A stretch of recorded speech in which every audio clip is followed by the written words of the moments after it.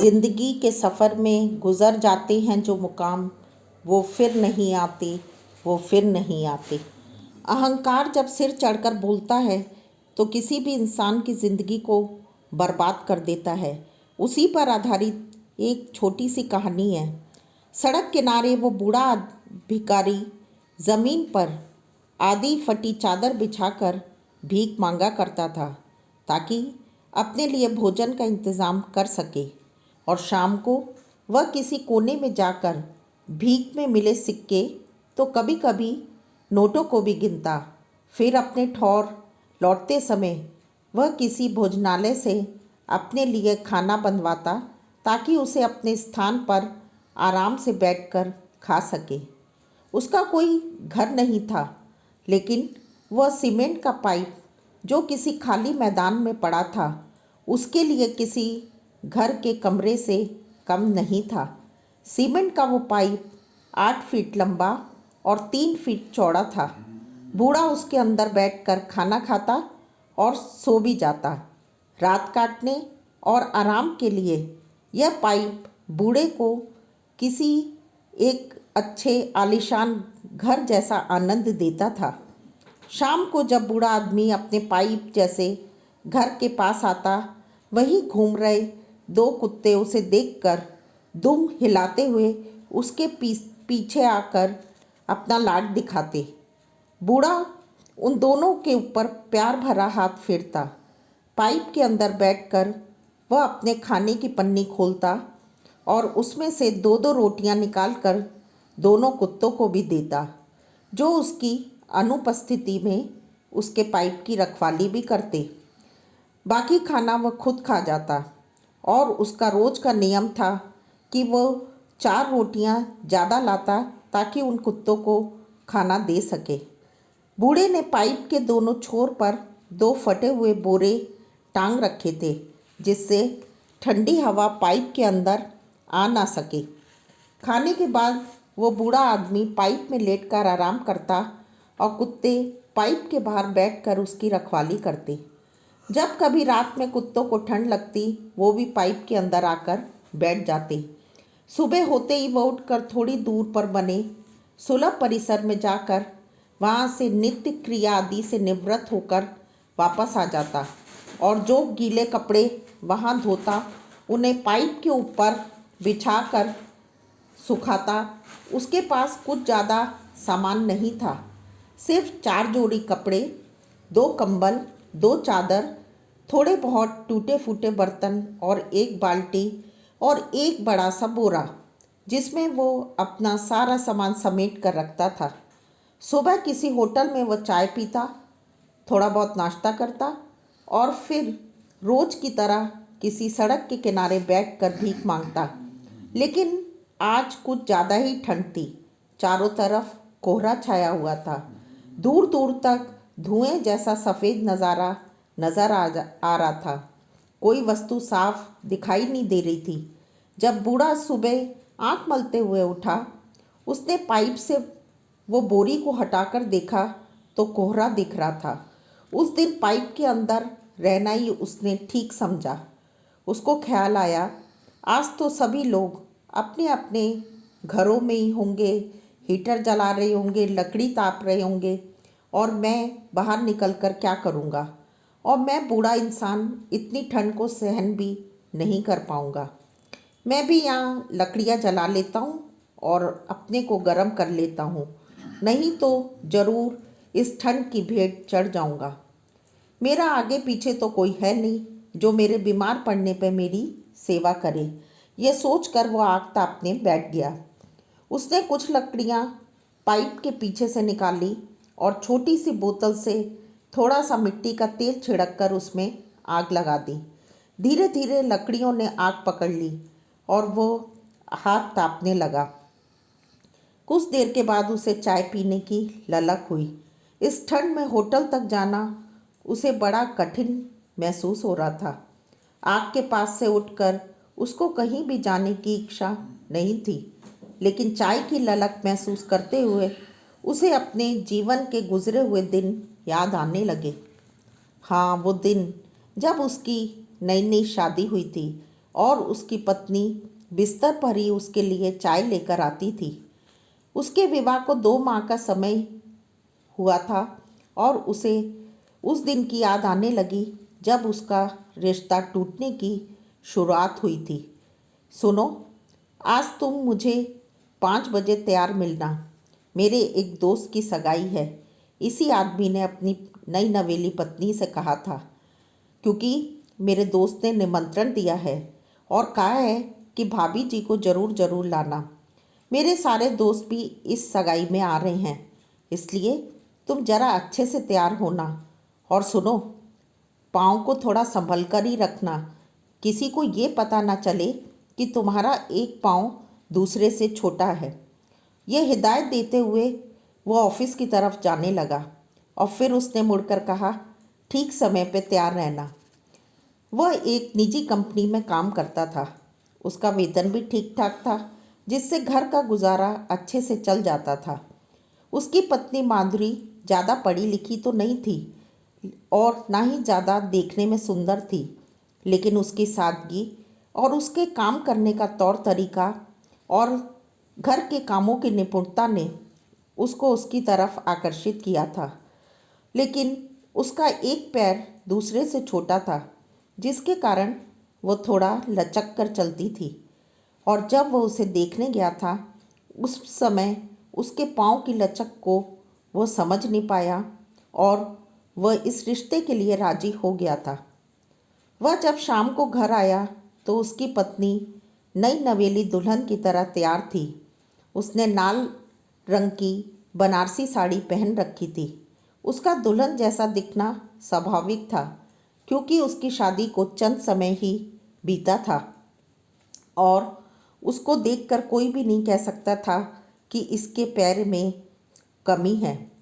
लेकिन इतने अच्छे से तैयार होने के बाद उसकी पत्नी के मन में यह चाह थी कि उसका पति उसकी तारीफ करे, और वह इस आस को मन में लगाई ही रह गई। वो समझ नहीं पाई कि उसका पति क्यों चुप रह गया है। थोड़ी ही देर में पति भी सूट पहनकर तैयार हो गया। वह अपने आप को अपनी पत्नी से ज़्यादा समझदार समझता था। यही कारण था कि वो अपनी पत्नी को ना ही ज़्यादा तवज्जो देता और ना ही उस पर ध्यान देता। सगाई में पहुंचकर सब एक दूसरे से मिलने लगे। इधर उसके कुछ दोस्त, जो काफ़ी मजाकिया भी थे, यूँ कहने लगे कि चलो चल कर राकेश की टांग खींचते हैं। जब उन्होंने उसकी पत्नी को देखा तो उनको शरारत सूझी, क्यों ना उसकी पत्नी के ही बहाने सही राकेश के मज़े लिए जाए। राकेश के पास आकर वह बोले, अरे यार, कैसा है? शादी के बाद तो तू हम सबको भूल ही गया। ना तो कोई फ़ोन करता है और ना ही हमारी मंडली में आता है। और हाँ, भाभी जी कहाँ हैं? वह वहाँ बैठकर सगाई की रस्म देख रही है, राकेश ने अपनी बात पर जोर देते हुए कहा। उन्हीं में से एक दोस्त ने मजाक करते हुए कहा, भाई, सुना है तेरी पत्नी थोड़ा लचक कर चलती है। नहीं नहीं, ऐसा कुछ नहीं, ये तुमसे किसने कहा? राकेश ने एकदम सक पकाते हुए जवाब दिया। दूसरा बोला, अरे, जब तू सभागार के अंदर आ रहा था तब हमने तेरी जोरू को लचक कर चलते देखा था। क्या भाभी जी का एक पैर खराब है? यार, तू तो इतना सुंदर है और तेरी पत्नी एक पैर से लचक कर चलने वाली, जोड़ी कुछ जमी नहीं। तीसरे ने कहा, लगता है तू भाभी जी को देखने चश्मा पहनकर गया था, तभी तो कुछ ठीक से नहीं देख पाया। चलो, अब जो हुआ सो हुआ, राम मिलाई जोड़ी। उस दिन ये सब बातें राकेश के दिमाग में घर कर गईं। उसके दोस्तों ने तो सिर्फ उसके साथ मजाक किया था। उसमें उनकी कोई योजना नहीं थी या कोई साजिश नहीं थी। लेकिन राकेश, उसके दिमाग में बस वही बातें घूम रही थी। राकेश की जब शादी नहीं हुई थी, वह भी किसी न किसी तरह से दोस्तों का मजाक बनाता रहता था। आज मौका देखा तो दोस्तों ने भी उसका मजाक बना डाला। राकेश जब अपनी पत्नी के साथ घर आया तो उसका व्यवहार अपनी पत्नी के प्रति बिल्कुल बदल चुका था। धीरे धीरे वो उसे नापसंद करने लगा। वह अपने आप को कोसता, ना जाने किस घड़ी में मैंने इस लचकी से शादी कर ली। और यह बात वो बार बार पत्नी को कहता और उसे अपमानित करता। कुछ महीनों तक उसकी पत्नी ने यह बातें सहन की, यही सोचकर कि एक ना एक दिन मेरे पति को मेरी कदर आ जाएगी। लेकिन उसका यह सोचना बेकार था। लिहाजा एक दिन वह अपने मायके चली गई और फिर कभी लौटकर नहीं आई, और ना ही राकेश ने उसे दोबारा लाने की कोशिश की। उसकी पत्नी के 2 भाई थे। उन्होंने राकेश के ऊपर दहेज प्रताड़ना और घरेलू हिंसा का पुलिस प्रकरण कायम कर दिया। इन सब के बाद धीरे धीरे राकेश की मानसिक स्थिति खराब होती चली गई। वह रोज़ शराब पीने लगा। नशे के कारण उसे अपनी नौकरी भी हाथ से धोनी पड़ी। दहेज प्रताड़ना और घरेलू हिंसा के प्रकरण के कारण उसे आए दिन ये डर लगा रहता कि कहीं पुलिस उसे पकड़कर जेल में न डाल दे, क्योंकि उसके पास अपना मामला लड़ने के लिए अब एक भी पैसा नहीं बचा था। इसलिए वह डर से दूसरे शहर भाग गया और धीरे धीरे उसकी मानसिक स्थिति और भी खराब होने लगी। परिणाम स्वरूप उसे कहीं काम ना मिला और वो दिन आ गए कि उसे भीख मांगकर अपना गुजारा चलाने की नौबत आ गई। अब वह अपने बीते जीवन को लेकर पछताता रहता था कि आज मेरा भी अपना परिवार होता। क्यों मैंने अपने दोस्तों की बातों को दिल से लगा लिया। शायद यह मेरी पत्नी की ही बद्दुआ है जो आज मैं सड़क पर भीख मांग रहा हूँ। काश मैं अपने पत्नी के प्रेम को समझ पाता तो मेरी यह स्थिति ना होती। बूढ़ा अपने दिनों की याद करते करते रोने लगा। इधर आग भी बुझ चुकी थी और कोहरा भी छट गया था। बूढ़ा उठा और हाथ मुंह धोने सुलभ परिसर की ओर चल पड़ा।